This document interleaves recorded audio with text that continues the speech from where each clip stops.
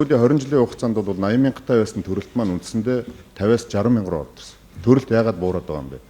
Гэр бүлийн одоо салалт яагаад ихсээд байгаа юм бэ гэх зэрэг маш олон шалтгаанууд маань явсараад эргээд санхүүгийн асуудал дээр тулж очдог гэсэн юм статистик гарч байгаа. Тийм учраас гэр бүл хөдөлмөр нийгэм хамгааллын яамнаас гэр бүлийн хөгжлийн тухай хуулийг боловсруулсан байгаа.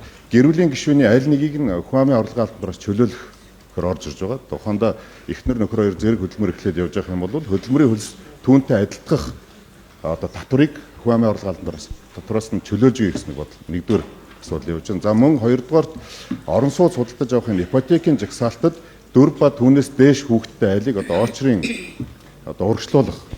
За эдгээр бүх заалтууд маань саяны хүн амын орлогын албантраас чөлөөлөх маань 3 ба түүнээс дээш хүүхэдтэй. Саяны ипотекийн чөлөөлөлт маань 4 ба түүнээс дээш хүүхэдтэй. Энэ маань эргээд манай гэр бүл хөдөлмөрийн хамгааллын бодлогын яамны хүн ам зүйн бодлогыг дэмжиж байгаа ийм бодлого болж гарч ирж байна. За 3 дахь бас нэг онцлог заалт маань бол эрүүл мэндийн одоо багц ийм даатгалын үйлчлэгийг санал болгож байгаа. Family package буюу одоо гэр бүл маань нэг эрүүл мэндийн даатгал төлсөн байхад түүгээрээ гэр бүлийн гишүүд нь эрүүл мэндийнхээ үйлчлэгийг авч болдог.